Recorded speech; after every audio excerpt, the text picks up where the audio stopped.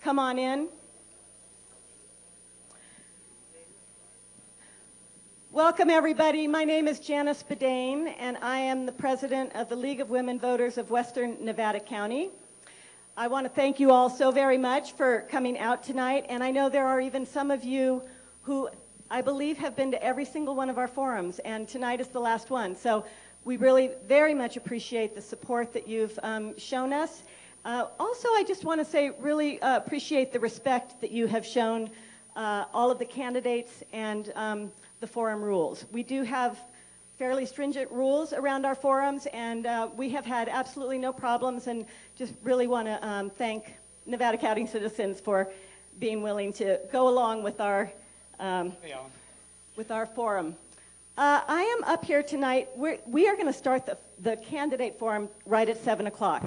But before we do, and if you've been here before, you know, we are going to give a short presentation on the new way of voting in Nevada County known as the Voters' Choice Act. That's just that we're going to show a video. It's about 6 minutes long, and then we will take just a few questions because we are going to start very promptly at 7 o'clock. Before we do the Voters' Choice presentation, I do want to introduce you to Andrew Muse-Fisher. Andrew is from the California State League, and he's going to talk just for a minute about a voter tool that's really an excellent tool that everybody should know about. So Andrew, here you go. Thank you. Hi everyone, I'm Andrew. I'm with the League out of Sacramento, and I want to talk very briefly about Voters Edge. Voters Edge is an online tool developed in part by the League, and how it works is you go on to votersedge.org, you type in your zip code, and your whole ballot turns up. And it's going to show you everything that you can vote on in this upcoming election. You can look at your candidates' priorities, their background, their education, pretty much everything you'd want to know about why they're qualified or enough to make a decision on whether or not to vote for them. You could also learn a lot of important things about where and when and how to vote, if you're not registered, how to do that, all the nitpicky things about the voting process. I would like to point out that Voters Edge at the local level is new in Nevada County, so I really encourage you to check it out. Make sure you're utilizing this resource, especially if there's any confusion on your ballot, any confusion about when you're voting. We have the answers. I'd also like to encourage you to look through it. If you see candidate profiles and maybe it's blank, that just means that the candidates aren't participating, and that we get all of our information from the candidates directly, unfiltered. It's all from them, their words. So if you see that they're not participating, you can send them an email. There's a link to do so, and that effectively lets them know, we want to hear from you. We want to see what you have to say. We want you to participate in Voters Edge. So I definitely encourage you to check it out. It's votersedge.org if you have any questions. There are flyers and bookmarks out on the back table with our URL. And if you have any questions for me, I'll be here afterwards. So thank you.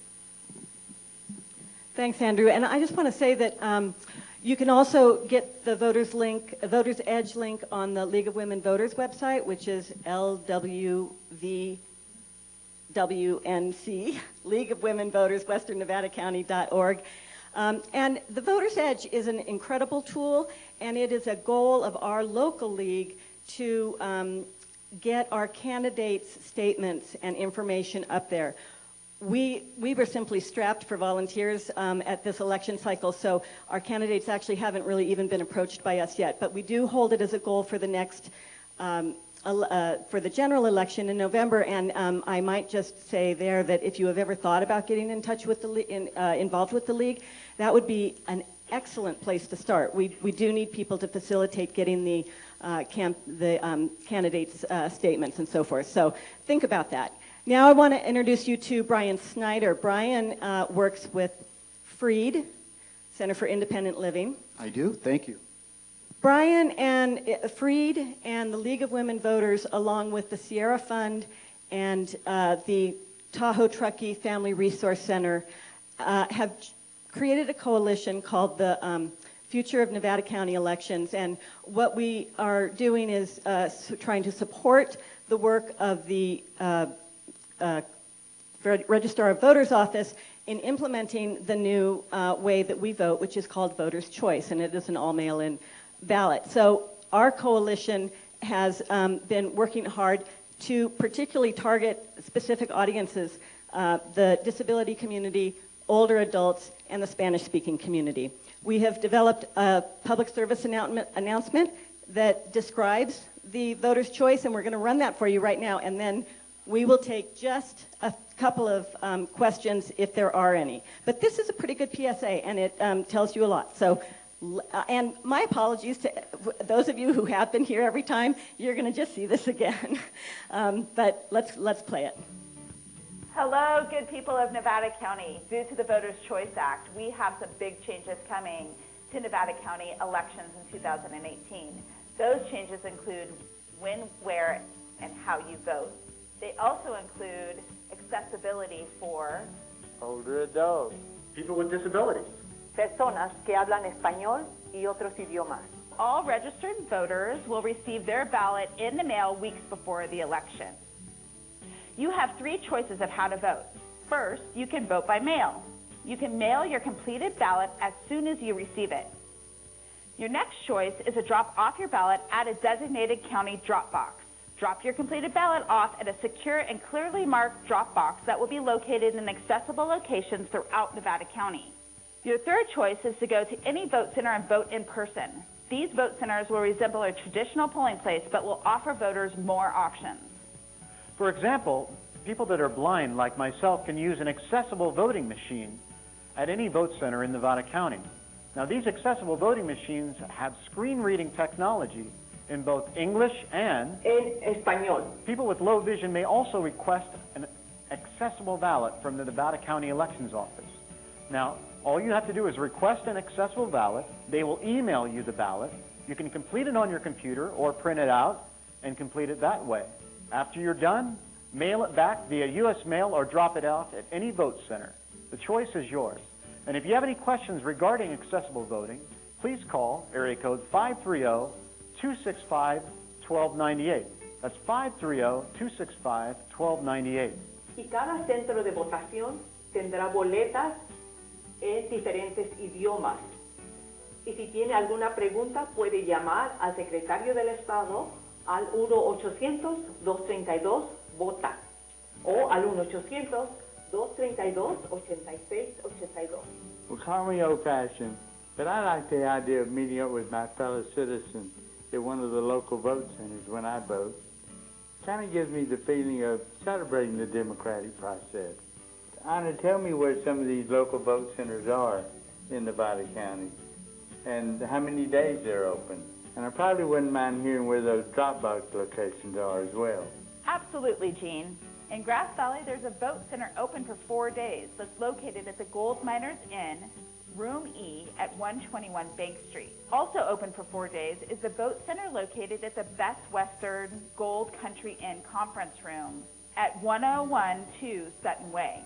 A drop box is located in Grass Valley and open during standard business hours and is located at the SBD Market at 129 West McKnight Way. Another drop box in Grass Valley is also open during business hours and is located at the Save Mart at 12054 Nevada City Highway. What about the vote centers in Penn Valley? In Penn Valley, open for 4 days, is the vote center at the Penn Valley Fire Protection District Station 43 on 10513 Spencerville Road. The Penn Valley Dropbox location is at the Holiday Market at 11324 Pleasant Valley Road. Hey, what's happening in Nevada City? In Nevada City, we have a vote center open for 11 days at the Nevada County Elections Office located at 950 Maidu Avenue, Suite 210. There is also a 24-hour Dropbox in the parking lot of the Eric Rood Administrative Center at 950 Maidu Avenue. What about South County, Anna? You can't forget about South County. Easy, Gene. In South County, there is a 4-day vote center at the Higgins Lions Community Center at 22490 East Hacienda Drive in Grass Valley. The Dropbox location is at the Holiday Market on 10952 Comby Road, Unit 12 in Auburn. ¿Y qué pasa en Truckee? And finally, Truckee. Open for 11 days is the vote center at Town Hall Truckee in the East Wing Conference Room on 10183 Truckee Airport Road. Open for 4 days is the vote center at the Truckee Family Resource Center located at 11695 Donner Pass Road.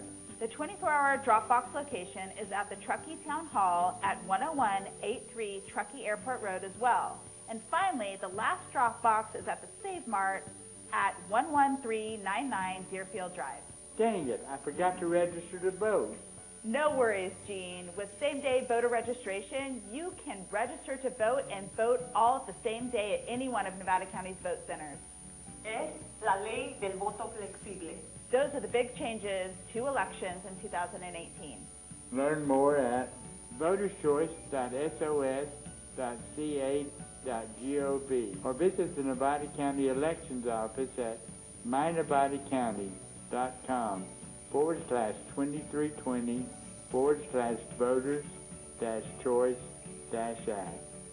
As Justin Darr Jr. stated, vote as if your life depends on it, because it does. Las elecciones que haga hoy crearán los Estados Unidos del mañana.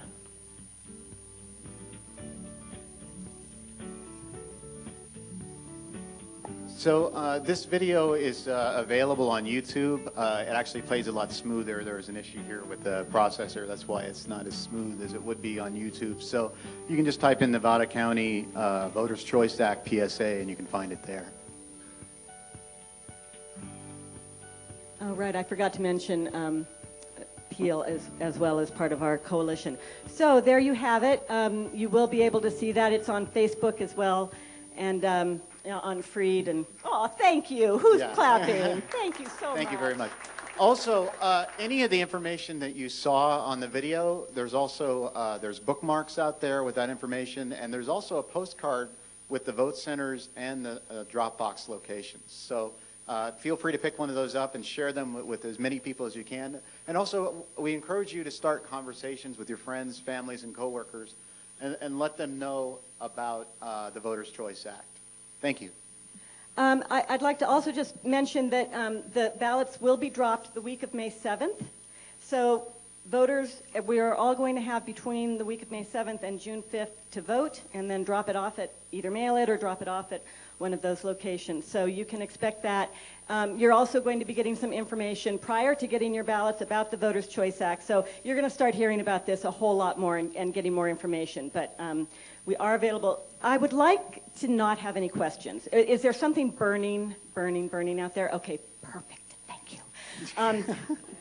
Brian and I are available if anybody has any burning questions afterwards. But before I introduce our moderator for tonight, I do want to just say, on behalf of the League of Women Voters, that thank you again. I want to thank our media. They have been here every week. They are fabulous. Thank you so much. I want to thank all of the candidates tonight, as well as all of the candidates who have come to each forum. If you support the work of the League of Women Voters, and I hope you do, please consider becoming a member. We take men and women. And also please consider our fundraiser, which is called Vote Loud, Speak Easy. And it is on Monday night the 7th, which is the Monday of the week the ballots drop. So we're celebrating the real election season where we actually get to start casting our ballots and the end of our forum. And I want to particularly point out that we have a couple of sponsors for this. Golden Era, of course, is where it is. So we are very pleased to be working with Golden Era, and they're wonderful folks. And it's going to be it's 5 to 8. It's going to be you know, wear your flapper dress and your fedora and all that, and it's going to be fun. And they have a special drink just for us called the Suffragette, which I tried, and it's so good. So that's going to be a lot of fun. I also want to point out that Mill Street Clothing and Lisa Swarthout are supporting us as well in a really big way, in a significant way. And so I just want to really put a shout out to Mill Street Clothing, wonderful local business. Thank you, everybody. I think that's all I have to say about that. So I want to introduce tonight our moderator. Our moderator's name is Kathy Souza. Kathy comes to us actually from the State League out of Sacramento. So really very much appreciate her making the trip here. And I think at this point, Kathy, I'm going to turn it over to you and let you tell the folks everything that's going to happen. Okay. Can everyone hear me okay? Okay, will our candidates go ahead and take their places?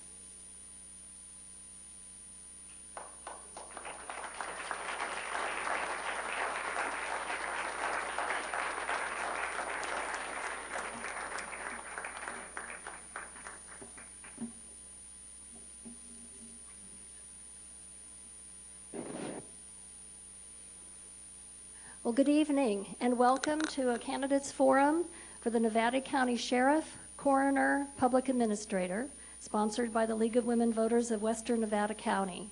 I'm Kathy Souza, a member of the League of Women Voters of California, and I'm moderating tonight's program. I'd like to thank Ben Avancino and Janice Bedane for organizing these forums. Let's go over briefly this evening's ground rules. First, will the audience please take a moment to turn off or silence your cell phone so that we're not interrupted? We request that no videos be taken during the forum. NCTV is broadcasting live and will have a full video available in a few days. KVMR radio is also broadcasting live and will make available a podcast within the next few days. This evening, we are presenting the candidates to hold the office of Nevada County Sheriff, Coroner, Public Administrator. Generally, the duties of this office are to provide law enforcement and animal control services for the unincorporated areas of the county, providing as well the duties of coroner, management of correctional facilities, public administration, and civil process service for the entire county. There are 3 candidates running for sheriff: John Foster, Bill Smithers, and Shannon Moon. Audience questions will be written on cards. Will our card runners please raise your hands? These league members will be stationed around the room throughout the forum. They'll be distributing and collecting question cards. Please raise your hand when you'd like a card or when you're ready to submit a question. If you think you might like to ask a question, please get a card now if you don't already have one. When you ask a question, please ask it of all the candidates and refrain from asking personal questions. We will address each question to all of the candidates. The questions will be screened to remove or consolidate duplicates and to remove all personal questions. To help our screeners, please make sure your questions are brief and, most importantly, legible. In addition to audience questions, we have a media panel who will pose verbal questions to the candidates. Our media panelists tonight are from KVMR, I'm going to mess that up every time, Paul Emery. From the Union, Alan Raquelme. From KNCO, Paul Hawes. And from UBNet, Pascal Fussholer. Did I say that okay? Candidates will have 2 minutes each for opening and closing statements, 1.5 minutes each to answer questions. If a candidate would like a rebuttal, they will raise their hands and be allowed 30 seconds, and then 30 seconds will be allowed to all other candidates for rebuttal, which they may or may not choose to use. Rebuttals must remain on topic. Candidates will alternate in their order of answering questions. The order of seating was determined by drawing cards, and I will cue the candidates as to when they will be answering the question first so that they're prepared and listening actively. Courtesy is paramount for a smooth running event. Candidates will not interrupt each other, and the candidate will have the floor until his or her time is up. Our timers tonight are Stephanie Mandel and Doug Bianchi. They will ensure that candidates stay within the time allotted. Timers have cards that they will hold up to indicate when they have 30 seconds left to speak, and a time's up card. If a candidate is speaking, when the time's up card is raised, they may finish their sentence. Candidates, we ask that you have no run-on or compound sentences when your time is up, please. What? And finally, audience, we ask that you hold your applause until the end of the forum to allow the candidates as much time as possible to express their views on the issues. Please refrain from outbursts. In other words, please do not cheer, boo, hiss, stomp, dance in the aisles, or anything of that sort. We have provided a nonpartisan setting for undecided voters to hear all positions, so any demonstrations of support or opposition to the candidates or their positions will be considered out of order. But at the end of the evening, we will thank our candidates with our applause and adjourn promptly at 8:30. And now I'd like to introduce the candidates who are running for Nevada County Sheriff, Coroner, Public Administrator. John Foster. Hello. Bill Smithers, Hello. and Shannon Moon. Good evening. Welcome and thank you for agreeing to participate tonight. We're now ready to begin, and we'll start with opening statements, and we'll begin with Mr. Foster. Thank you. Being a member of the League of Women Voters, I appreciate everything the League does, but I really appreciate tonight. For those that don't know me, my name is John Foster. I have 35 years of law enforcement experience, 27 years in leadership positions in large and small agencies. I was your police chief for almost 18 years, and I was very proud of the culture shift that transpired during my career, creating better services, better community participation, and a deep sense of trust with the community. That was accomplished by recognizing my most important asset, the employees, providing them the tools, resources, mentoring they needed to provide the necessary outcomes the community expected. Second, I recognized working with the community. I worked with our nonprofits, our youth, our business, our schools, those without homes, and we sat down and came up with long-term solutions to prevent problems and hopefully prevent problems before they arise. I want to take that deep sense of trust and community engagement to the Sheriff's Office. I believe, based on my proven track record, my leadership skills, I'm your best qualified candidate. I ask for your vote tonight. Well, to at least consider. And then I am endorsed by the current Board of Supervisor Richard Anderson, former Board of Supervisors Ted Orens, Barbara Green, John Spencer, Peter Van Zant. I'm endorsed by all three police officers associations, Truckee, Grass Valley, Nevada City. I'm endorsed by the three former police chiefs of Grass Valley, of Nevada City, and the 4 of Truckee. I'm also, people that get to know me endorse me, and there are several hundred that know me that have endorsed me.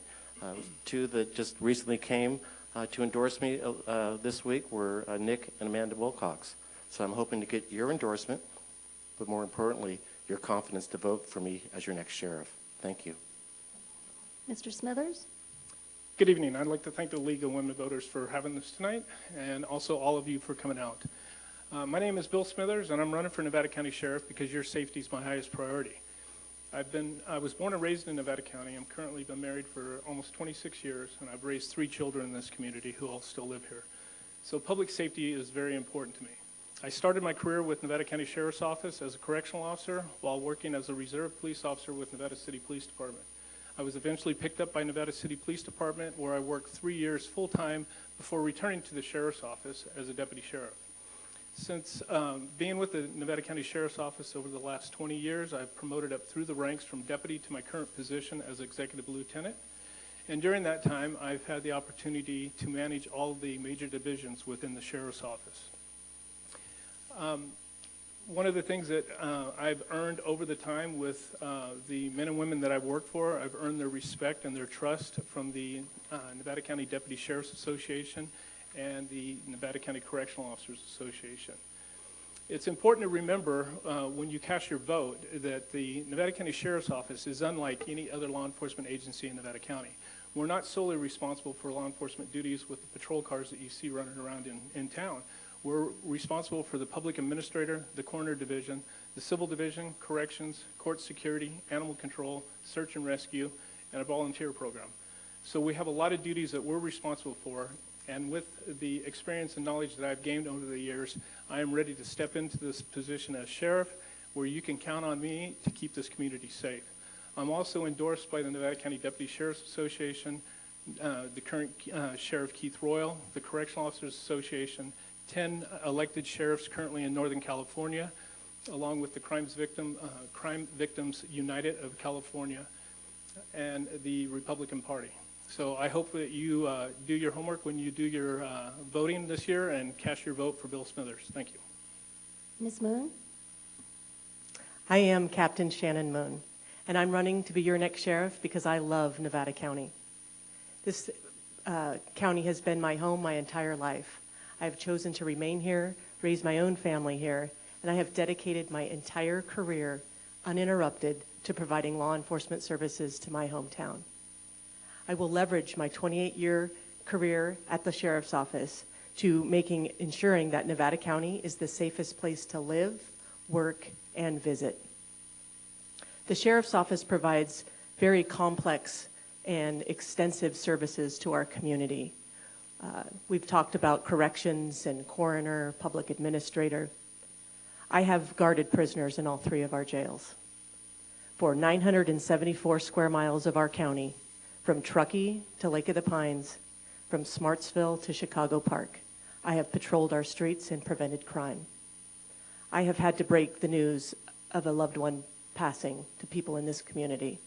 I have spent time consoling people in grief and assuring that their remains and the property of the deceased are in order. I am the only candidate who has performed all of these complex services, supervised, managed, and most importantly, commanded the services of the Sheriff's Office. There's a reason I made captain. Much of my success is based on my ability not only to persevere, but to listen and to collaborate. I have made significant reforms at the Sheriff's Office that have improved services and cut taxes. Ladies and gentlemen, I am the most qualified candidate to lead the Nevada County Sheriff's Office into a new direction and into the future. I look forward to earning your vote to be the next sheriff of Nevada County. Thank you. Now we'll start with the questions. Remember, each candidate will have a minute and a half to respond to each question. And the first person to respond will be Mr. Foster. We're going to start with questions from our media panelist. And will Mr. Emery like to start? Sure. The Board of Supervisors will have a new ordinance for cannabis cultivation in Nevada County sometime this year. Currently, the Sheriff's Office is charged with enforcing the current ordinance, which is essentially a building code. I mean, it's a land use ordinance. If you're elected sheriff, would you support the Sheriff's Department continuing in that role, or would you prefer that it be handled elsewhere within the county building department or the code enforcement group? Thanks, Paul. When I'm sheriff, it's going to be a code enforcement issue. It's going to be followed by community development, and that'll shift me and my deputies to focus on these cartels, these grows that have no regard for our community, no regard for our environment. Their families are being held hostage in Mexico so they can do these grows. We need to shift the responsibility of the enforcement to code enforcement, and we need to shift the priority for the Sheriff's Office to these illegal cartel-type grows that have no regard to ever follow the law. Mr. Smithers? Excuse me. As sheriff, I want to be in line with the state laws and local ordinances, Prop 215, Prop 64, and our local county ordinance.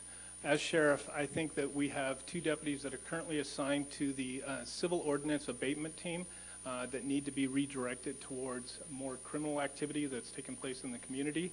I would like to see code enforcement start handling the enforcement and issuing of citations, if need be, to the individuals regarding the ordinance, but also provide the cooperation of law enforcement, if need be, by code enforcement. Ms. Moon? Since the beginning of my campaign, I have been very consistent in my platform on the fact that at the Sheriff's Office, we do need to shift our resources away from civil abatement to what is clearly criminal. Safe access to cannabis is a law of the land, and as your sheriff, we will follow the law. Regarding cannabis permitting, code enforcement, that is what they do. They enforce the codes of our county. The farmers and growers that I've spoken to throughout my campaign, and as a deputy sheriff working in narcotics, supervisor of investigations unit, and as a captain currently in charge of the investigations unit, we run into people that will either, 1, want to follow the law and be regulated, 2, want to but need some education, and 3, have absolutely no regard for the law and will continue to break the law. As your sheriff, we will make sure that our resources go towards the folks that are absolutely out there degrading our community, our environment, creating safety issues for all of us in our neighborhoods. That is the important priority of keeping our community safe. And as your sheriff, that's what I'm going to do. Okay, for our next question, Mr. Riquelme.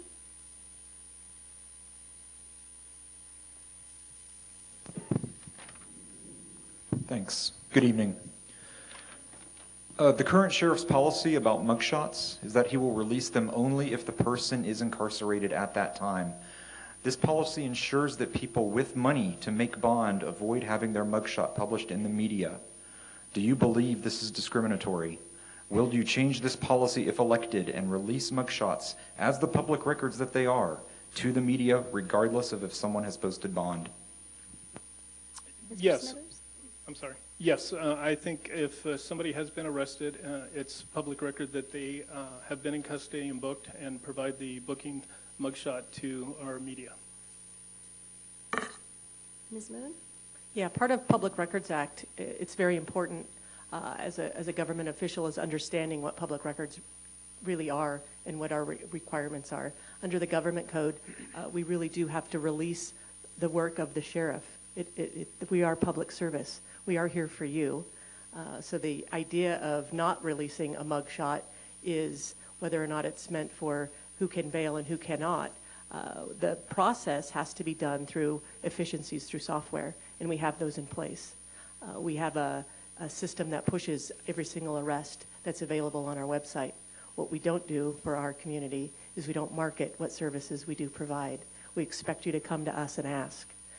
As your sheriff, I will provide more of a public outreach so that you understand the services that we provide and that you can get online on our system and see who's been arrested, see where crime is occurring so you can make sure that your own neighborhoods are safe. Part of the mugshot is a part of that safety and knowing what's happening in our community. That's called transparency. That builds trust. And as your sheriff, it's one of my first priorities. Thank you. Mr. Foster? Thank you. The question is, why wouldn't you release the mugshots?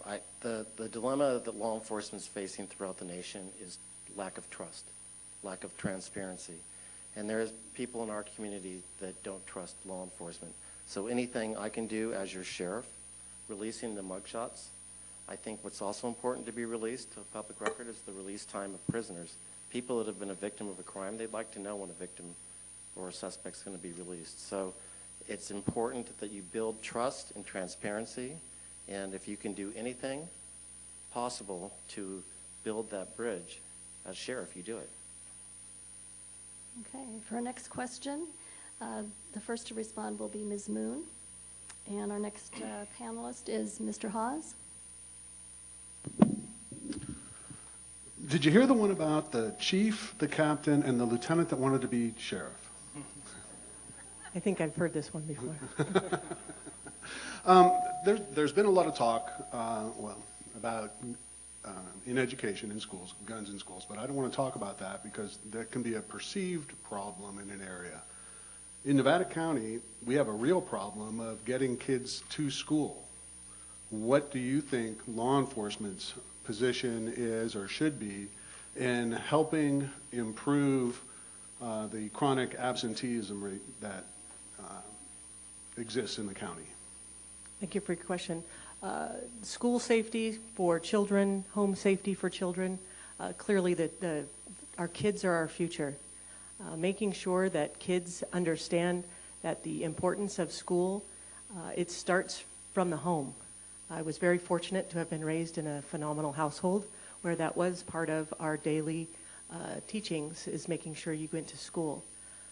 Part of the sheriff's office must be in collaboration with not only our probation officers, but also our schools, so that we have those conversations on where we can maybe prevent issues with truancy. We currently at our probation office have what we call a school attendance review board. I think the sheriff's office, and as your sheriff, we will be committed in being on that board and assuring that we look at the whole family and what kind of services we can provide. A lot of times it's not the children's fault that they're not getting to school when they're in kindergarten, first grade, and second grade. That comes from the home. And we know that violence and bad behavior starts in the home. So making sure that we're committed as your sheriff of children and prevention of crime is definitely our priority, and assuring that we are part of the team that looks at truancy in our community. Mr. Foster? When I was the police chief in Grass Valley, I was the first police organization to introduce a daytime truancy ordinance. It was about keeping our kids in school and keeping them safe. As far as concerns, the homeschool community did not like the fact that we were creating this ordinance. And we worked with them and put that ordinance in place to keep our kids in school and keep them safe. Our school resource officer, when we had one, when a children or child didn't show up to school, they went to the house and to find out what was going on with that child. As your sheriff, I'm going to create a regional school resource officer team with all agencies, and we're going to work throughout the county to address youth and challenges that occur. The bottom line is keeping kids in school is paramount, and keeping them safe in school is paramount as well. Mr. Smithers? Thank you. As sheriff, that's one of the things that we need to advocate more for additional personnel on the street and in our school.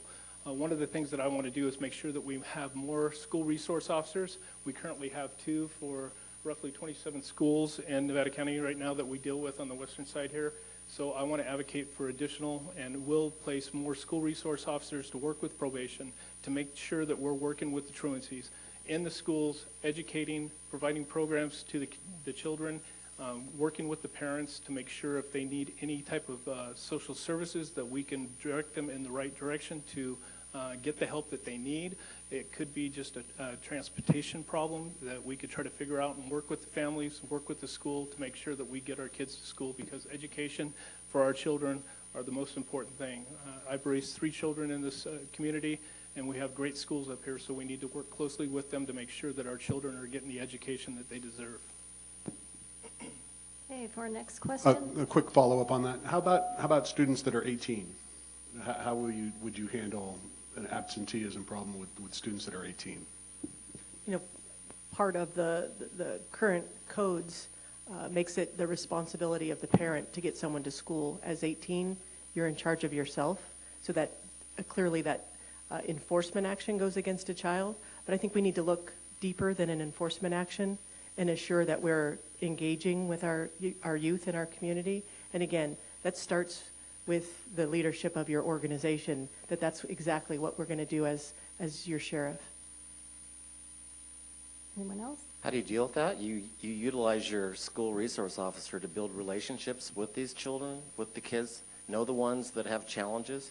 So this 18-year-old or maybe 17-year-old, maybe something's going on.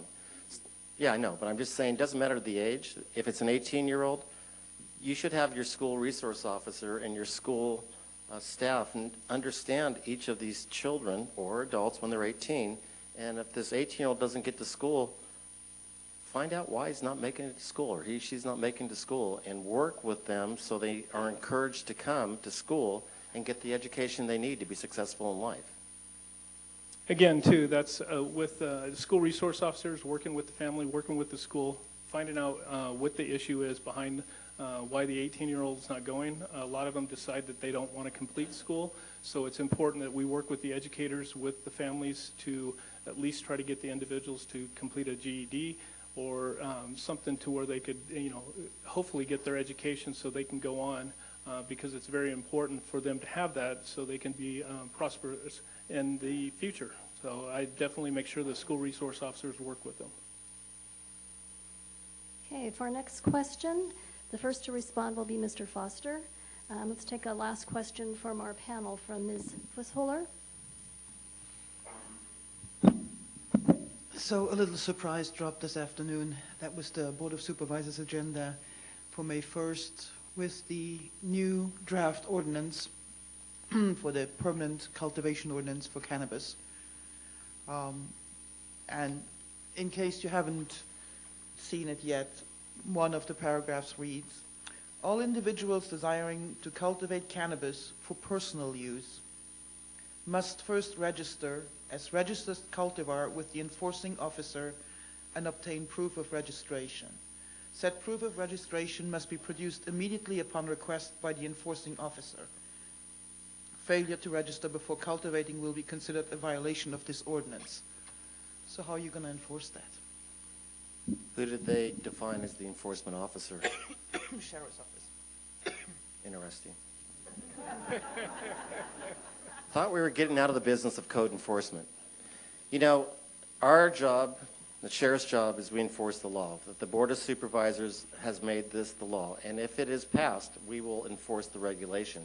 But I tell you what, it'll be the most user-friendly, easy, streamlined process because you're having people that want to follow the law. And you're having these farmers that are good community people, and they want to be regulated. So if that's the case, then let's see what we can do. We're not talking about farmers. We're talking personal use, so that your 6 plants that you can Okay, grow I'm sorry. according to state law. So it's disappointing for the individual person for personal use to have to register. I look at best practices and I look at what works well in other communities. We're into a new territory with the regulation of cannabis. I'm more concerned about the safety of our community versus the personal use for people who want to grow cannabis. It's been passed.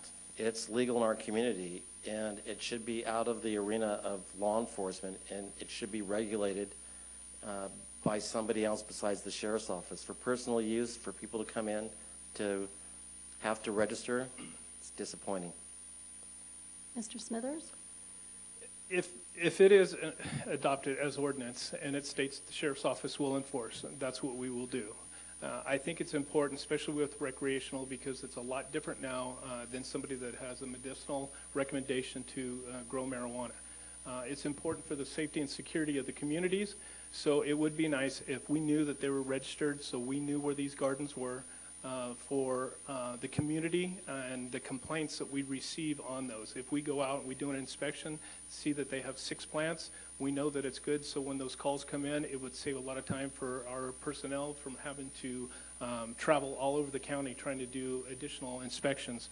We've already been there, we've inspected it, and they're on file. We know who the growers are. Just to clarify, as far as the draft ordinance right now, it only is for medical use. There is no recreation. There will be no recreational cannabis in Nevada County if this draft ordinance stands. Ms. Moon? Yeah, if that's what the Board of Supervisors, clearly they've gone through a community advisory group. We've paid quite a bit of money for a consultant to come in to try to get the entire community together and consistent with a stance on cannabis. It's very difficult in a community that is very divisive on the issue. Part of growing up in this community is we recognize cannabis is not a new or emerging industry in Nevada County. We also must look at what is the best and the safest for all of our community. And if that's the ordinance that the county is going to give us, we will have to enforce it. If you look at their actions matching their words, not so much. If it's legal in California for adult use, it's not called recreation, it's adult use, to be in your home, part of that is not registering with a criminal law enforcement agency. If you were to register with your health department or something like that, but you know, registering for the sheriff's office clearly does not follow, I don't think, the intent of Prop 64. Regulating cannabis, I think, is the answer for safety in our community, assuring that the people that are going to grow are regulated, that the people that aren't going to follow the law are part of the sheriff's office response. I do have a rebuttal. Oh, who's that? Mr. Foster? That is Mr. Okay. Foster. You have 30 seconds. Here's the dilemma. The sheriff's office shouldn't be regulating people to grow medical marijuana for personal use. And where's the staff going to come from? We don't even have the staff right now to enforce illegal grows. And now you want us to enforce what's being proposed? And I would hope as sheriff that the Board of Supervisors would work with the sheriff to realize that it's an unrealistic, unfunded expectation that we regulate medical grows for personal use. Okay, anyone else? Rebuttal to that, too. And that it is very important for the sheriff of this county to work with the Board of Supervisors. So I think it's important that if that's what they want us to do to enforce an ordinance that they're going to pass, that we advocate that we get the additional staffing that we need to be able to enforce this ordinance that they are putting on the growers and on the recreational people in Nevada County. I think our rebuttal was for the line of questioning from the answer from the person before. So if we're just going to add to our question, I'll add.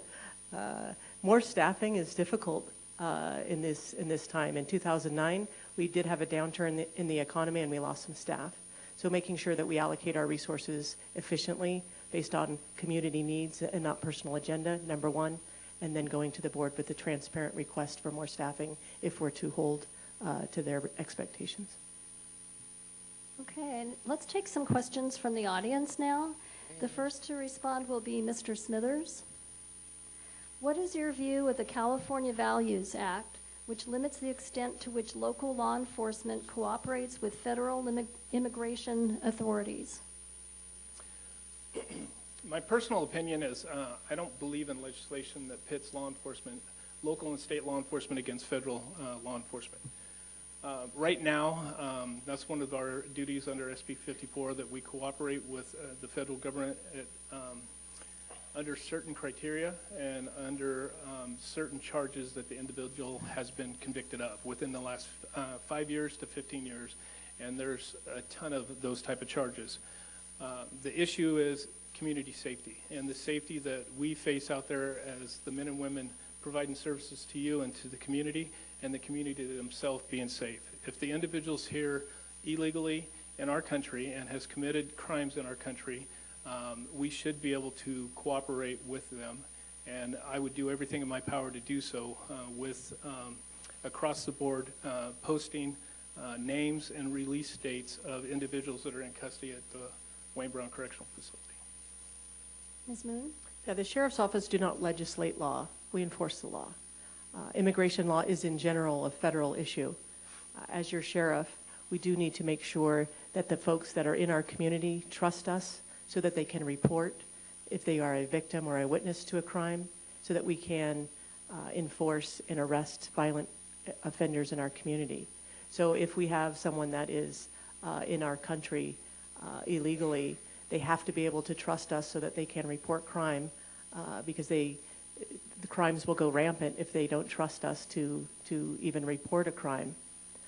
Community members must also be able to look at what, if they've committed a crime, we have to be able to hold them accountable. We have to be able to work with the federal government and assure that they don't come back into our community. Our community safety is paramount for this. And moving forward, understanding for our staff that we have to assure that everybody understands the always changing laws in our state. That's important. As your sheriff, making sure that our policies are up to date so that we're all following the law and assuring that our public is safe in our community. Mr. Foster? Having been in law enforcement for 35 years on a state and local level, we have never been in the business of immigration enforcement. Our role as local law enforcement is to, regardless of your status, regardless of your religion, regardless of who you're married to, you can come to us and safely report a crime or be a victim of a crime. Unfortunately, this law was passed. They call it the Trust Act, sort of interesting. And it has caused some conflict with our ability to work with the federal government, our federal law enforcement partners, on people that are criminals. It's the same for criminals, regardless of who you are. If you're a criminal, we want to put you in jail, and we want you to be held accountable, and we want you to have consequences. The good news is that this is being looked at. I think the legislation had a good intent, but the results were that it frustrates some counties and cities, and now they are going to court, and hopefully this will be vetted out. But in the meantime, we'll follow the law. Okay, for our next question, we'll begin with Ms. Moon. Currently, California law enforcement officers are not legally required to use de-escalation or non-lethal tactics before using lethal force. State Assembly Bill 931 would permit lethal force only when there is no other way to prevent imminent injury. What is your view of AB 931? It's the difference between going from necessary force and reasonable force. Our current laws indicate reasonable force, which is clearly subjective to the officer. We need to recognize, and my viewpoint is we need to recognize how dangerous the work of law enforcement is in our communities. When I decided to become a law enforcement officer, it was to help people. And when we are placed in situations where it's a continuum of this ladder of force instead of what the officer believes to be reasonable at the time, I think we're looking at issues that could potentially harm officers. I have always been involved with our crisis negotiations team at the Sheriff's Office. That is de-escalation of force. That is providing another option for folks that are in crisis. When we, as your sheriff, moving forward, we will make that a priority of de-escalation. Part of California state law is that there is de-escalation training for our officers at the academy level and at our training level. And as your sheriff, that will be our priority in Nevada County. Mr. Foster? The dilemma we're facing is the legislature is getting involved in a very complex issue. There's a foundation case on use of force, Graham versus O'Connor, that basically lays out a foundation.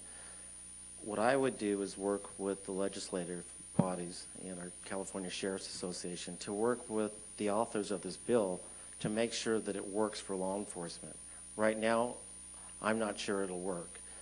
But what you have to do as a leader is you have to train your officers in less lethal force.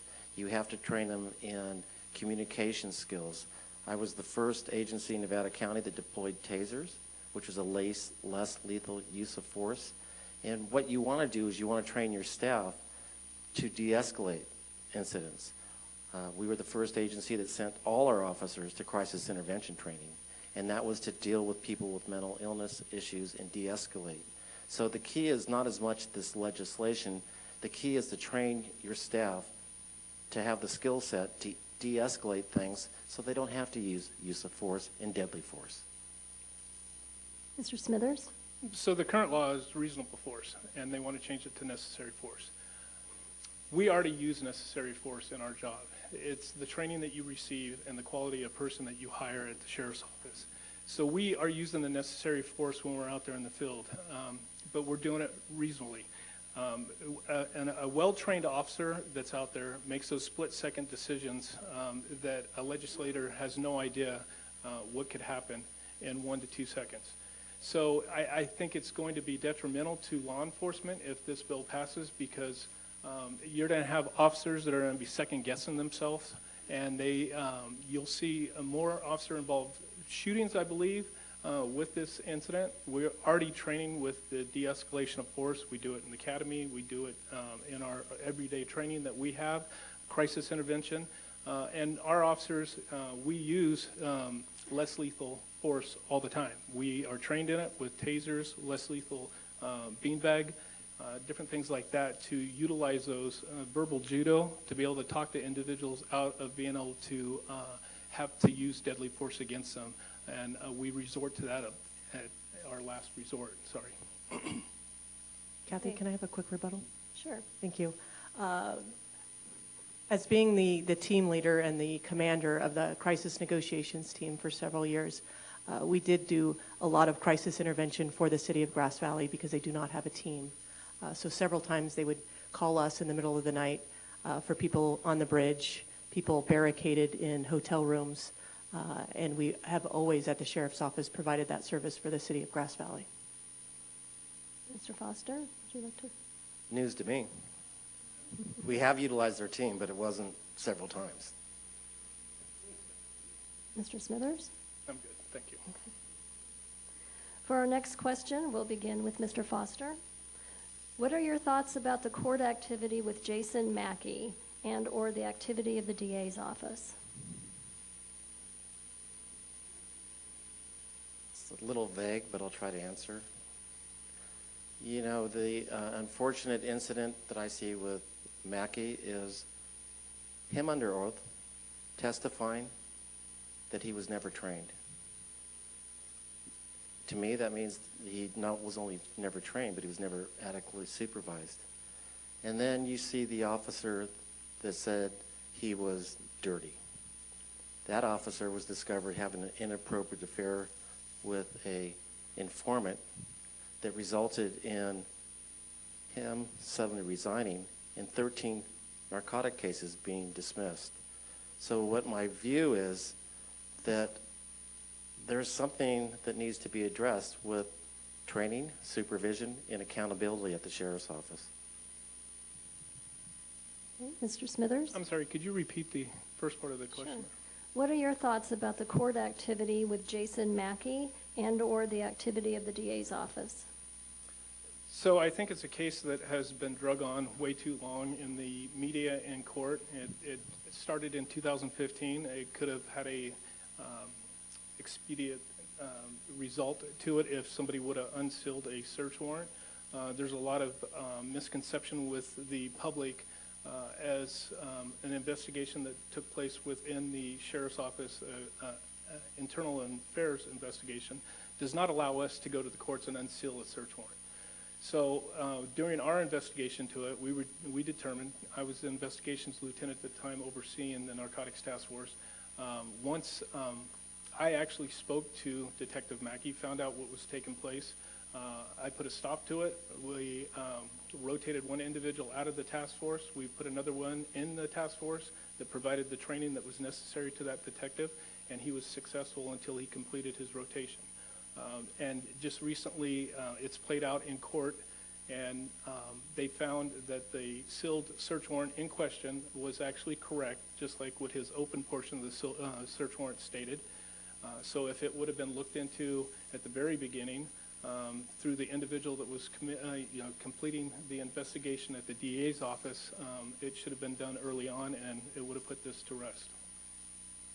Ms. Moon?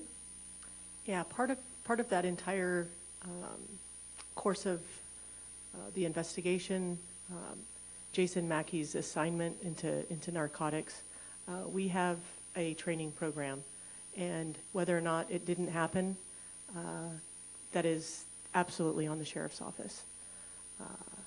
He and his family have gone through the ringer, and this is a gentleman that started his career wanting to help, wanting to assure safety in our community, and it is, whether it's the media, whether it's the election, whether it's unfortunate that he and his family have had to go through the amount of scrutiny in the media. Now, as part of being a sheriff's office employee, that's the kind of a surety for you as your sheriff, that I will make sure that all of our staff are trained, that all of our staff can stand up and say, I don't know what I'm doing. It's a very macho position, right? Law enforcement. We have to give officers the ability to say, I need help. And that's a culture change in our office, in making sure that they can do that. At moving forward, I hope that our judge gives us a ruling finally. We're still waiting, so that we can move on from this incident. Okay, for our next question, we'll begin with Mr. Smithers. According to the U.S. Interagency Council on Homelessness, 134,000 plus were homeless in California in 2017. Of that homeless population, 37,360 were people with disabilities. If resources were not an issue, what would be your top strategy for addressing the homelessness crisis, and especially as it relates to individuals with disabilities, including those with mental health disabilities? Well, that's one of the things. Since 2007 to 2017, between Nevada County and Placer County, the homeless population grew by 74%.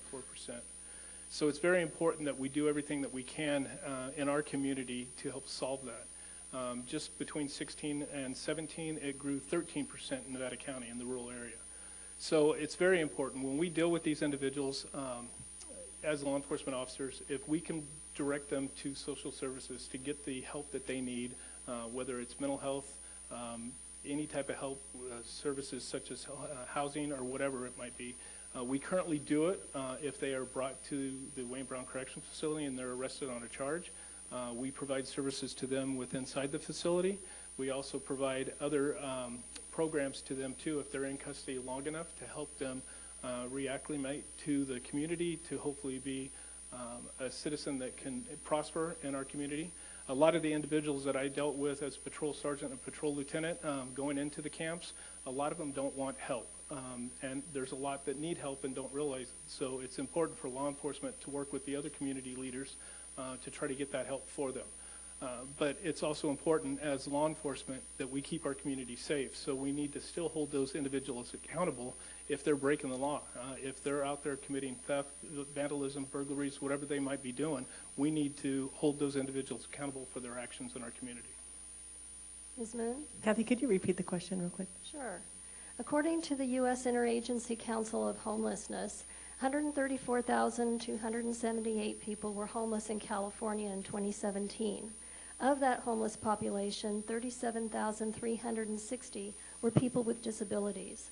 If resources were not an issue, what would be your top strategy for addressing the homelessness crisis, and especially as it relates to individuals with disabilities, including those with mental health disabilities?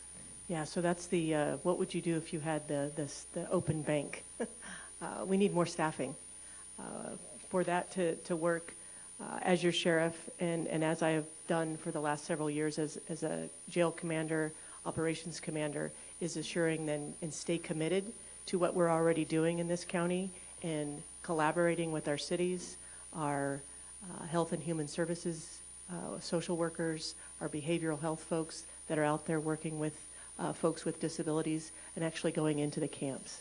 I think that outreach into camps provides not only a way of not just moving camps around. That's what we do right now, and it's very inefficient to just go into a camp, move it, clean it up. The folks still aren't getting services. They're still just going to the next encampment.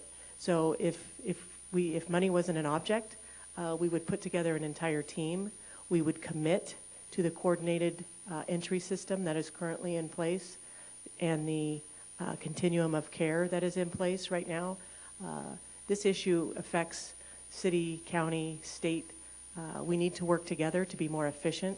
And with an unlimited budget, we would get enough staff where we could get together, be very transparent, work with each other for that coordinated entry so that we could provide wraparound services. Once folks get incarcerated, again, it's an expensive, inefficient way for a social issue. But once they are incarcerated, we provide the programming to give them the ability to do their best when they get out. Hey, Mr. Foster? I love having a blank check. That's pretty awesome. You know what? You know, the fix, first of all, homelessness is not a crime. The fix to homeless is housing. If we can get them back into housing, that's the number one goal. So my fix would be the blank check to get them into housing. The challenge for law enforcement is, unfortunately, we deal with homeless and other people on their worst day. And so we have to learn to have the tools to deal with them out in the field through our crisis intervention training, working on a team approach, which we did in Grass Valley, to get them back on their medication, to get them to make sure that they go to their medical appointments. The jail is a prime location with a blank check to really help these people. 50% of the people in Wayne Brown suffer from some kind of mental illness. 90%, this is approximately, have some kind of substance abuse treatment. I've looked at models throughout the country, and I can just talk about California, just to be more specific. And I'm seeing some very robust, comprehensive programs where creating mental health wards in the jail, creating programs where you actually have a game plan in place that when they get out of jail, they've got those wraparound services in place. So we have the opportunity, because we have these folks in a captured audience, no pun intended, that we could truly help them. So that would be my goal. Okay. Let's alternate now between media questions and questions from the audience. So the first candidate to respond will be Ms. Moon. And Mr. Emery, would you like to ask a question? Certainly. 29 states have, I believe that number's right, 28, 27, 29, have voted to support some form of legal cannabis for either medical or recreational use. Currently, marijuana is considered a Schedule I drug, and that is defined as a drug that has absolutely no medical use. It's also in that list is heroin. Oddly, Class II, drugs like cocaine, methamphetamines, and oxycodons are actually downscaled from the main, than Schedule I. I realize it's not your jurisdiction, but if you could give me your personal opinion, should marijuana be rescheduled from Schedule I? Thank you, Paul.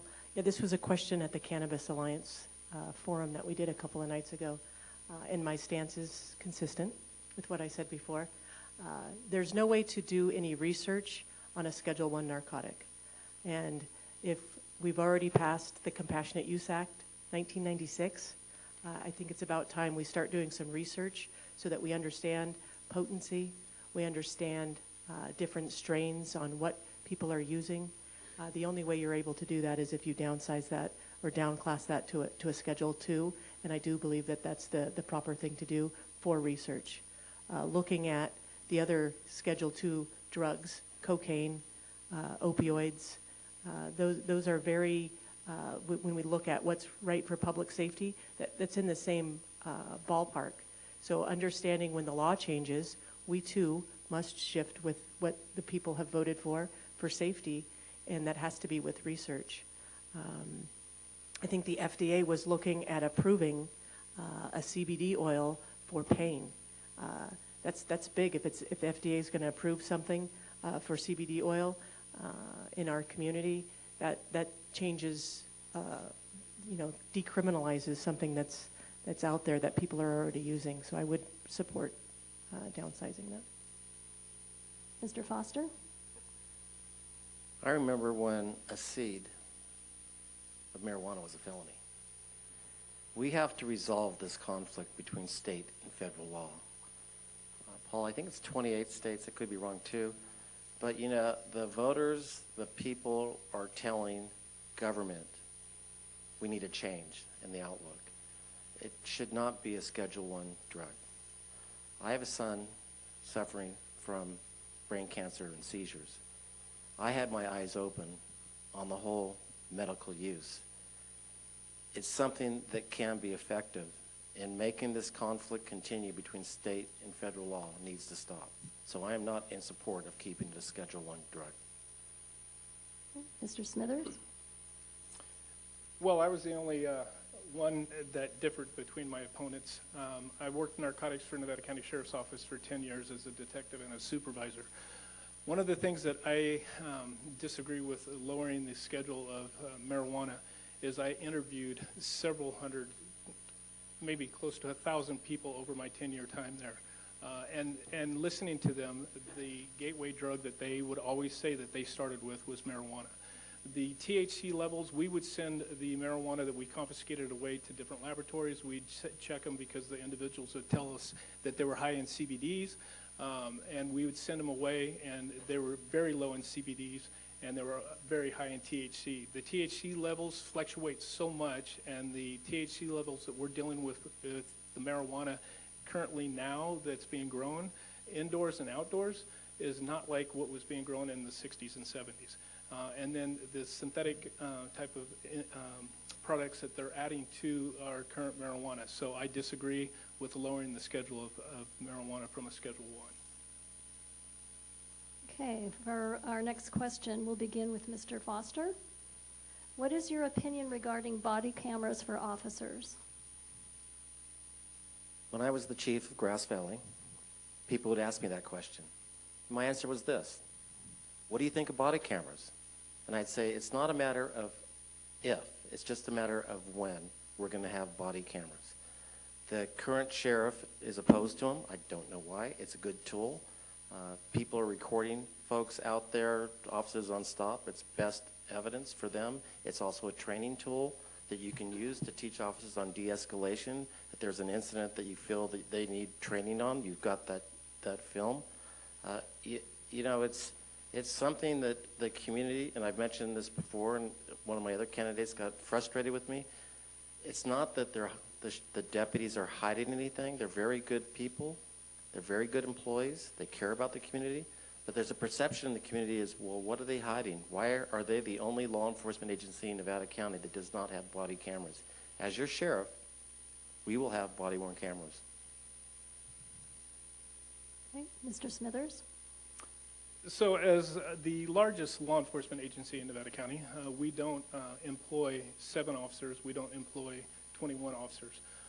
We have multiple officers in different divisions within the sheriff's office. And right now, if you look at it, Stanislaus County Sheriff's Office just outfitted 70 of their officers at a total cost of $750,000. That's a lot of money. We have a lot of officers that we need to outfit. I'm not opposed to body-worn cameras, but it's funding. I think it's more important that we spend our funding on putting officers on the street. With that, too, there's other issues that go along with that, from the defense to the prosecution and the Public Records Act. So if an officer is wearing a body-worn camera and walks into a house and starts videotaping everything inside that house from your small children, it's basically kind of an illegal search of your residence. So what we'd have to do, because it's a Public Records Act, is we would have to have officers that would redact all that information. If you have 4 or 5 officers on a call for service, that's a lot of time that we would be hiring somebody to be able to sit there and redact that information before it's released to the public. And then you would have defense attorneys and the prosecution that would be going through multiple films to see what was transpiring. We currently have them in our vehicles, but it's a lot of money, and there's a lot of issues that still go along with body-worn cameras that we need to take in consideration before we do it. But it is a valuable tool for evidentiary value and for the safety of the community. Ms. Moon? Yeah, I'm definitely in favor of body-worn cameras. Agencies that use body-worn cameras have shown decrease in not only the use of force incidences from their officers, but also a decrease in the complaints against their officers. And it's not just because officers are out there doing bad things. It's because when people know they're being recorded, they're on their best behavior. That changes the contact. For me, that's safety for our staff. It's paramount. Safety for our public.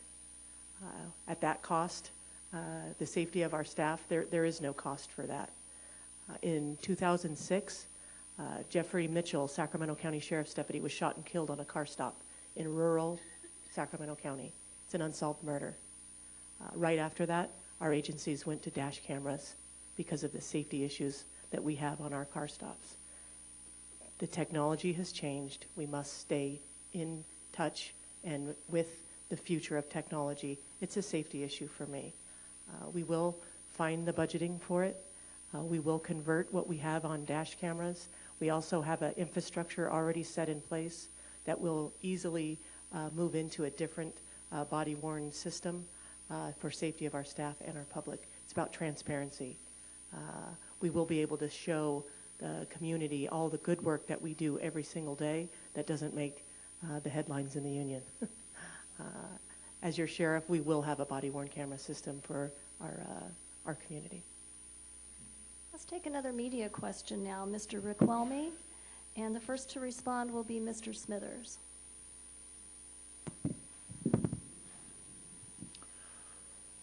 Who do you plan to select as your undersheriff? What qualifications does that person have, and why did you pick that person? My current selection as undersheriff is Jeff Pettit. He's a captain with the Sheriff's Office. He's worked for the Sheriff's Office for approximately 20 years. We've come up through the ranks together. I currently work for him. He's my supervisor, too, for the Sheriff's Office. But the most important thing with him is he believes in my vision for the Sheriff's Office and for the community. Ms. Moon? Yeah, I have not selected an undersheriff. On your ballot is my name. This is not a president, vice president election. The qualifications for the undersheriff under my administration are very high standards because it is a very integral part of our organization. Our undersheriff supervises 3 captains. That person makes sure that the day-to-day business of our sheriff's office is run efficiently and smoothly and with the safety in mind of our community. I will set my net wide. I will look outside of our agency and inside of our agencies. But right now, my focus on my campaign is on me. I can tell you it will not be a retiree from the community. I think the change of laws, the future of law enforcement takes someone that is in the game, that is important to make sure that we do provide the best and up-to-date focus for the safety of our community. Mr. Foster? Well, that was a little dig. So, you know, to talk about digs, the other one that's come out in other campaigns is a transition team. And I've been told, the other candidates have said, at least one or not two, I don't need a transition team. I'm going to hit the ground, you know, for day one. Well, that's not changed to me. And a transition team is somebody that's going into an organization to make change, and somebody that's going to change the culture of the organization and cultivate the staff to do the job that the community expects. Each of us have the ability to pick a number 2 position. That's our obligation, our role, our responsibility. I'm doing something different. I'm picking 2 undersheriffs who are going to job share. One has extensive law enforcement experience in a sheriff's office, working for the Commission on Peace Officer Standards and Training, working for the governor, Bureau of Consumer Affairs. The other one, that's Michael Gomez. He's in the back of the room. The other one's Scott Berry, police chief, former police chief of Truckee. He started Truckee Police Department from day one, hired everybody, created the policies, created community policing. They're going to help me shape and cultivate the staff to be able to provide the community and the organization the expectations they want out of the sheriff's office. Can I add to that? Sure. So that's why I think it's very important for the community too. We're currently working in law enforcement. The others have retired from law enforcement, and on a daily basis, law enforcement changes. So it's important to be active, current up with the laws, the changes within the community. So when you bring in retirees, plus a retired sheriff that's been out of law enforcement, it's hard to catch up besides learning the job. That's why I've always said that I could hit the ground running. Currently choosing within the sheriff's office for my undersheriff because it's somebody that believes within my vision and somebody that has promoted up through the different ranks of the sheriff's office and has also commanded those different divisions. So he's aware of what goes on within the sheriff's office. We are aware of what needs to be changed within the sheriff's department. So it's important for the taxpayers to know Time that. is up, I'm sorry. Thank you. Anyone else like to respond? Okay, for our next question, we'll begin with Ms. Moon. In case of a natural disaster, such as the recent fires and the Oroville Dam situation, what is your specific plan for evacuation? Yeah, so during McCourtney and Lobo Fire, I was your operations commander at our Emergency Operations Center here at the Rood Center. So for those who do not know, we do have a Emergency Operations Center here. It's part of a combined team from the Sheriff's Office for emergency response. And the plan for any type of natural disaster or evacuation is we have to assure that our staff are trained. We have to make sure that we look at the current levels of where housing is, where our density is for those evacuations. We have to work together with our Office of Emergency Services so that we get the warnings out, number one, and that folks are prepared. So as your sheriff, we will focus on more of an emergency preparedness for our community. We currently have waited for Emergency Office of Services to do the preparedness, and then we do the evacuation. We have to work better together to making sure that our entire community is safe. We have to have training. When John Golsarian, our emergency operations coordinator, asked me to help out with training coming up, we're doing tabletops. We're doing an actual live drill for Alta Sierra, Lake of the Pines, and Lake Wildwood coming up in the month of May that I'm helping with and assisting. That's important that our staff are trained so that we have the confidence that we know what we're doing and we provide evacuation for our community. Mr. Foster? After the 49er fire, there was discussion about practice and training. There was an extension of the road for Pleasant Valley Road to make it a 2-lane road out. During the Lobo fire, that wasn't utilized. And speaking with the Highway Patrol Commander, he didn't even realize that that option was available. What we fell down on was recognizing that fire is our #1 natural disaster for Nevada County, and we should have practiced at it. We should have been prepared for it. We should have worked with our public safety, our fire partners, and we should have worked with our communities, Lake Wildwood and Alta Sierra. It's all happening now, and it looks like we have some traction to make it happen, but it should have happened before. So as your sheriff, I will ensure that people recognize fire danger is our #1 natural disaster, and we'll be ready to handle the situation when it arises. Mr. Smithers? It's very important for us to have evacuation plans in place, and it's very important that we have regional training. So that includes OES, our dispatch centers, both fire and for law enforcement.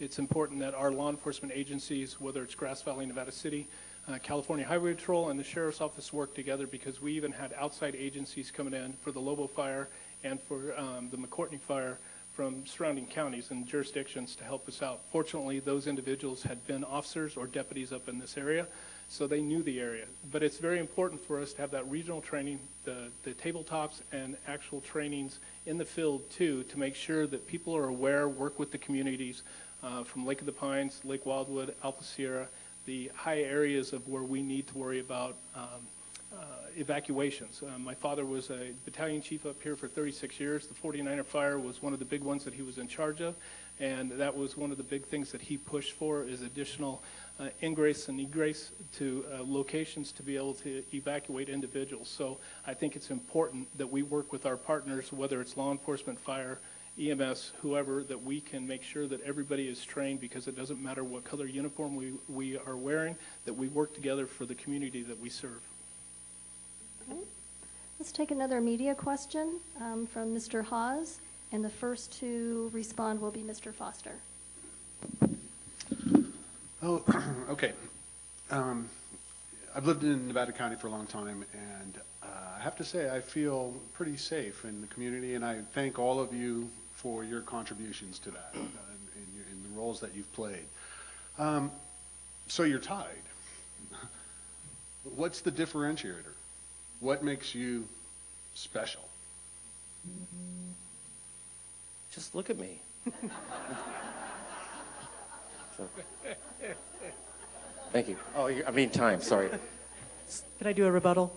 Oh. Yeah. So. I want to pipe in too. Look at me. Yeah. Got to have some humor. Where's John Hart? So it's a very good question, because people have said that we look all alike. And I think the difference is, as far as being nice, I should say, sorry. The difference is that, when you actually run an organization and you're the top person in the organization, it's a lot different than being a middle manager. And it doesn't matter the size. I was the police chief of Grass Valley for 17 years and had to make some hard decisions. Had to decide who I was going to lay off during the budget drama, and who to hire and who to promote, and what policies to implement. You can't learn that as being a middle manager, because it rests with you. You're the final decision. And I talked to the chief of Stockton, and he says the same thing. He said, John, I have several hundred employees. You don't have as many, but you have the same issues. You just don't have as many. But when you're the leader at the top, you can't learn that until you do it. So that's my difference, besides my good looks. Mr. Smithers? So as sheriff, what I would do is bring my experience.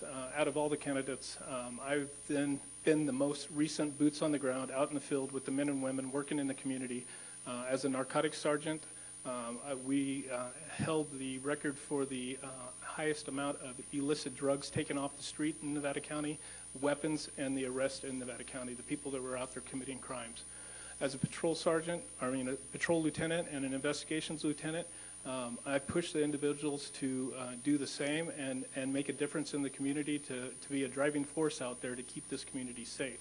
As sheriff, I want to bring that to the community with a proactive policing team above and beyond the men and women that you see in the marked patrol cars, because a lot of the laws have changed in the state of California. So we're now writing tickets to individuals that are in possession of methamphetamine, heroin, different things like that, that we need to make a difference, because they get a ticket, they're right down the street committing another crime.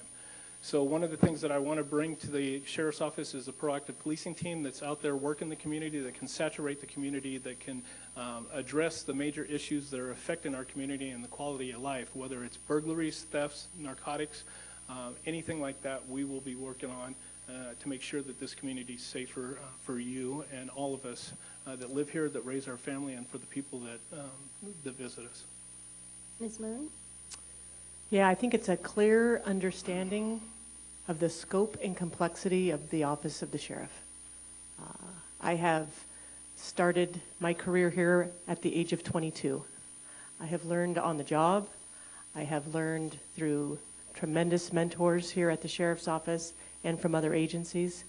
And as I said, I've made captain for a reason. It's about collaboration. It's about making sure that that the safety of our community is paramount. We need a sheriff who knows the job, who's understanding and will hold all of the staff accountable to a very high standard. And I have done that my entire career. It's not always a popularity contest win for me at the sheriff's office because of my ability to assure accountability. The sheriff has placed me in positions of proposed discipline, of telling someone they are walking out the door for the last day working for our sheriff's office. Those are important, decisive leadership skills that I bring to this position. On day one, I will be operational and transformational. Thank you. Our next question. Oh, rebuttal? Sure. Just a 30-second one. Okay. Or less. It's interesting, you don't have to learn to be a leader, being in the agency, being a sheriff. There's 4 current police chiefs that are now sheriffs. They went from being a police chief to being a sheriff. That's San Mateo County, Madera County, Santa Barbara County. As a matter of fact, he's the president of the Sheriff's Association. In Los Angeles County, the largest sheriff's agency in the nation. No prior sheriff experience. They seem to be doing a pretty good job. Anyone else like to rebut? Okay. For our next question, we'll begin with Mr. Smithers. What would you do differently at the animal shelter? More money? Upgrades? That's one thing that's very important to this community. I was unaware of I knew that the RFP was going out for the contract. It's common with any contract with the county, whether it's 3 to 5 years, whatever the contract is. But it's important. Sammy's Friends has been very important in this community. I've worked with Cheryl Wicks over the years and Kurt when I supervised the animal control. And it's very important, the services they provide for us. And I was very concerned that the services weren't staying within Nevada County. I think it's important that they stay here, 1, for the community, and 2, for our animal control officers that work with them on a daily basis. So I would like to see an upgrade in the facility. We obviously we've heard about Placer County's state-of-the-art facility. Nevada County's not Placer County. We don't have the funding for it, but I would like to see additional funding that would go towards working with possibly Grass Valley Animal Control Shelter to come up with a better facility for the animals that we serve in Nevada County. Ms. Moon? Yeah, we need to provide for the best safety of our animals here in Nevada County. Part of the special place of Nevada County is how this entire community loves their animals. We could have a criminal case with a victim of a person that doesn't get as much traction as a victim of an animal because they're defensive. They're defenseless. I did go to the town hall last night. I saw most of this entire community out there in support of Sammy's Friends. When the uproar occurred because of whether it was lack of communication or the planning process for the sheriff's office for that contract. We all knew the contract was coming up for what we call a request for proposal, that RFP process. We were all advised, the entire sheriff's office was advised in November that we were going out to RFP. Part of if you had any amount of money or upgrade, we need to regionalize our services with our cities. We need one shelter for Western Nevada County to be efficient, provide the best costs for the entire community so that our animals are safe at our shelter in Nevada County. If you've gone out to our facility out at McCourtney Road, it's in need of a desperate upgrade for the safety of our animals, and we need to do that through a regional process. As your sheriff, I will collaborate with all of the agencies to assure that we are effective with your tax-paying money. Mr. Foster? I'm sorry, but can you please repeat the question? Sure. What would you do differently at the animal shelter? More money, upgrades? I would meet the community's expectations. And the community's expectations would not be Cheryl receiving an email that your services were no longer going to be rendered with the county. It's about a relationship. I met with Cheryl about a year ago, and we talked about what is it that you would like from the sheriff's office. What do you feel our relationship should be? And she said she would like it to be more friendly. She'd like to see more support with the budget. She expressed a concern that she would eventually be retiring, and that since she wouldn't be getting paid, that we'd have to fund that. I committed to her that, she's the best advocate, the best part of my transition team for telling me what needs to change, and I would support her issues. Just on another note, it's not just Western Nevada County. Currently, the sheriff's office does not contract with the Truckee Police Department for animal services. So if an animal is in need to be picked up in Truckee, somebody has to drive over there and they bring the animal back here, and there's no coverage. So I plan to reinstitute also the contract with the Town of Truckee and the Humane Society, so our voters and residents on the eastern side are getting animal control services as well. Okay. We have time for one more media question. Ms. Fosholer, and the first person to answer will be Ms. Moon. So before I ask my question, I have to clarify something that I said before. The cannabis may be cultivated for medical purposes only is under the section for commercial cannabis. So it appears that you can grow your medicinal or recreational cannabis, your 6 plants. So, but here's my question. We've been talking a lot about what you're going to do for the community, how you're going to, what resources for the people, for the animals. I want to hear from you, what are you going to do for your workforce? What are you going to do for your deputies? How are you going to, what is it, more training, more support? What are your plans to actually motivate these very important people that keep us safe? I think part of my strategic plan moving forward is very focused on personnel, making sure, again, we hire the right personnel and promote the right personnel, but also train to above the standard training levels. The position of deputy sheriff is very complex, so we need to support our staff with that training, and part of looking at the, after you've done this job for a while, it can be very difficult to continue. This is not an easy job.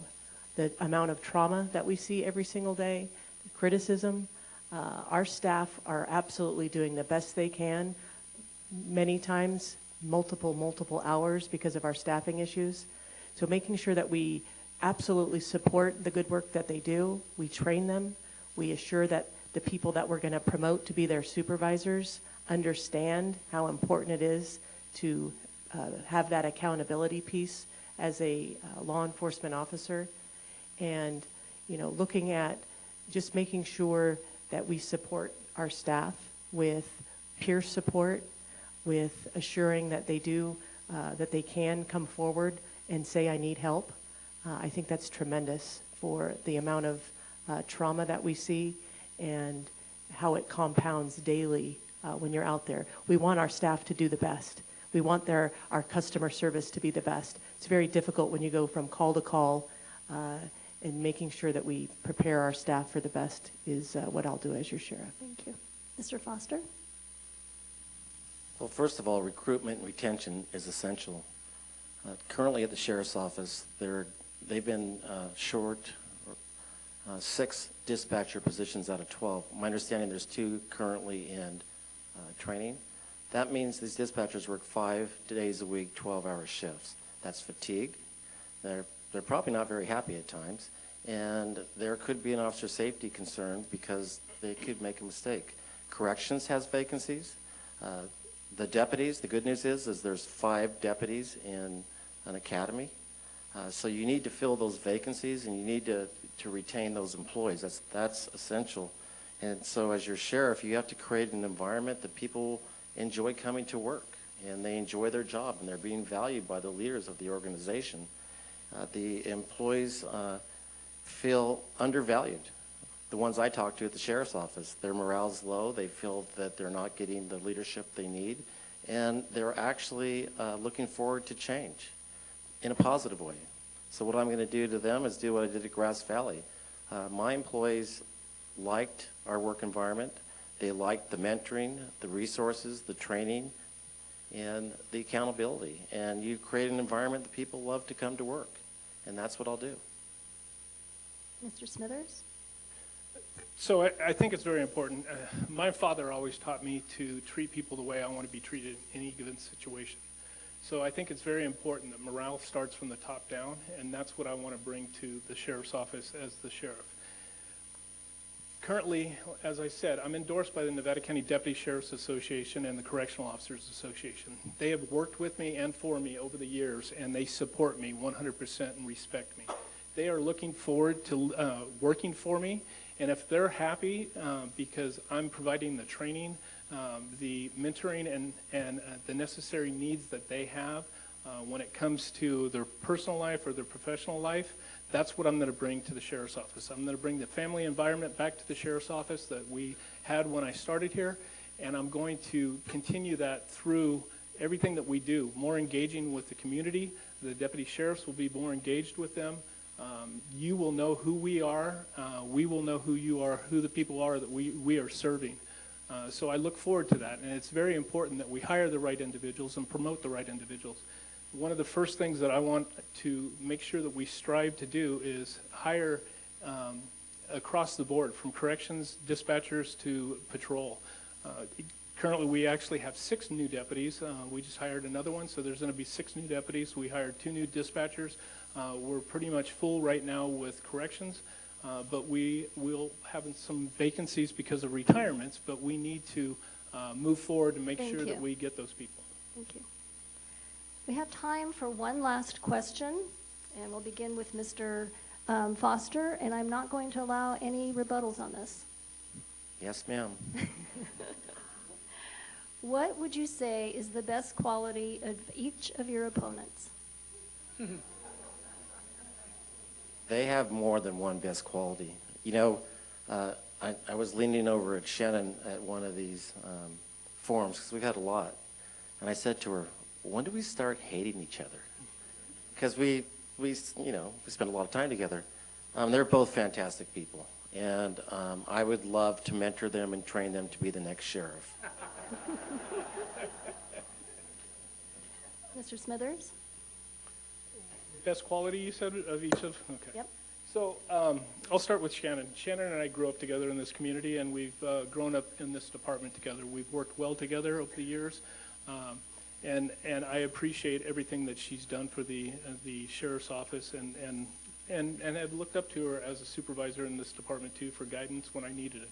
When it comes to John, I think he's got a lot of qualities because of his experience and time that he spent in law enforcement. But 35 years is a long time in law enforcement, and it's time for new leadership and time for somebody else to be able to step into that role. Ms. Moon? Yeah, John and Billy, this is, I think, our number 8 or 9 forum, and we still have more to go. So this is not something new for us to sit up here and talk about how good we are. I've learned a lot on the campaign trail about both John and Billy, and I appreciate definitely the service that they've provided to this community. I think, again, being a law enforcement officer isn't easy. I will say being a female law enforcement in this agency, in this community, is very difficult. But, you know, moving forward, we've often heard it. There's no bad candidate. We all bring very different things to you as your next sheriff. I hope you do your research and you look at all of the qualities from all of us. Okay, each candidate will now have 2 minutes to make a closing statement. We'll begin with Mr. Foster. Thank you, and thank you for tonight. You did a great job. So, as I mentioned earlier, you've got a chance to meet us, and we do have a lot in common, a lot of similarities. We're all very nice people, and that's a fact. But there are vast differences, and we all say we're qualified. So let's talk about qualifications. Education, master's degree in public administration, bachelor's degree in criminal justice, an extensive record of leadership training, including a graduate of the FBI Leadership Academy Institute. That defines me different between the other two candidates. Experience, 35 years, still not old. I have a diverse experience, and I have the ability to appreciate the role of lieutenant and appreciate the role of captain. I was a captain 24 years ago. I was a lieutenant 28 years ago, but I've been a police chief for almost 18 years. That's where I learned my proven leadership skills. So when you vote, don't vote because you play softball for somebody. Don't vote because you're their neighbor or they're your friend. Look at our qualifications and look at who has the proven leadership experience, the track record of success that can make a difference to keep our community safe, our families safe, to build the trust back with the community that needs to be built. The employees, they need mentoring and training in a leader that's going to champion their cause. And I encourage you to go to our websites, take a look, but also personally call me. I'll sit down and meet with anybody, get a chance to know me. You know, after meeting me, that I am your best, most qualified candidate to be your sheriff. And I thank you for your time, and I ask for your vote. Mr. Smithers? Thank you. Again, I'd like to thank the League of Women Voters, the public, and the media for coming out tonight. And it's a very important time with this election with several offices within Nevada County. I can remember the first day that I put my uniform on as a Nevada County Deputy Sheriff. I was filled with honor, pride, and commitment to this agency. 20 years later, I still feel the same way. My parents, they raised me to be a leader in everything that I do, and I would never ask anyone to do something I wouldn't do myself. That's where I have earned the respect and the trust from the men and women from the Deputy Sheriff's Association and the Correctional Officers Association. With 25 years of law enforcement experience in Nevada County, I have the knowledge to hit the ground running, to be your next sheriff, to keep this community safe. I am proud to state that I am endorsed by the Nevada County Deputy Sheriff's Association, the Correctional Officers Association, the Nevada County Professional Firefighters Association, 10 elected sheriffs in Northern California, Crime Victims United in California, because they all know and understand my vision for the Sheriff's Office and for Nevada County. We've had a great working relationship over the years. Based on my conversations over the last several months that I've had with the public, there are a lot of concerns that are facing this community. Homelessness, the cannabis issues, illicit drugs, the overall crime rate, school safety. Those are the main issues that I want to focus on to keep this community safe, our children safe, our seniors safe in this community. I want to do everything that I can for you. I want to have an open dialogue with the community. I want to work with other community leaders in this community to make sure that we address all those issues that are affecting the quality of life. As I said before, I grew up here, and the face of Nevada County has changed a lot over the years, and we need to get back to where we used to be. We have a great community here, there's great people here, but we have a lot of criminal element that's coming to our community, and I want to make sure that we make it safe for you and your families. So thank you very much. Ms. Moon? Hi. Tonight you've heard a lot from other candidates about what they want to do at the sheriff's office. Let me tell you what I've done and what I will continue to do as your sheriff. First and foremost, we're going to implement common sense reforms at the sheriff's office to not only improve our service, and we're going to save taxpayers money by reallocating a lot of our services. We're going to provide programs to our jail so that the incarcerated population have a chance to rehabilitate if they choose to. What we have to understand is most people incarcerated, it's not a matter of if, it's a matter of when they get released from our jails into our community. We must shift our leadership into a servant-style leadership with the collaboration with our community. For 3 decades, while working for 4 different sheriffs at our sheriff's office, I have seen what has worked and what has not worked. It is not necessary for me to learn how to do the job of a sheriff, to bring in a transition team. I start on day 1 as your sheriff. Our community is ready for the future of partnership, the future of transparency, and the future of having a sheriff's office that is committed to the people that we serve in this community. Nevada County has been my home my entire life. I grew up watching my dad provide law enforcement services in this community. I focused my own career as providing law enforcement to this community because it is that special to me here. Thank you to the League of Women Voters for hosting our event tonight. Based on your hard work and dedication of over 100 years, I am the first female to be on your ballot for sheriff in Nevada County. Thank you to all for coming, for being engaged in the future of our county. It's important that you understand how your sheriff will provide for the safety. I'm Shannon Moon. I'm asking for your vote in June. Thank you. And that concludes our forum for this evening. I'd like to thank the candidates for participating, and let's give them a big round of applause.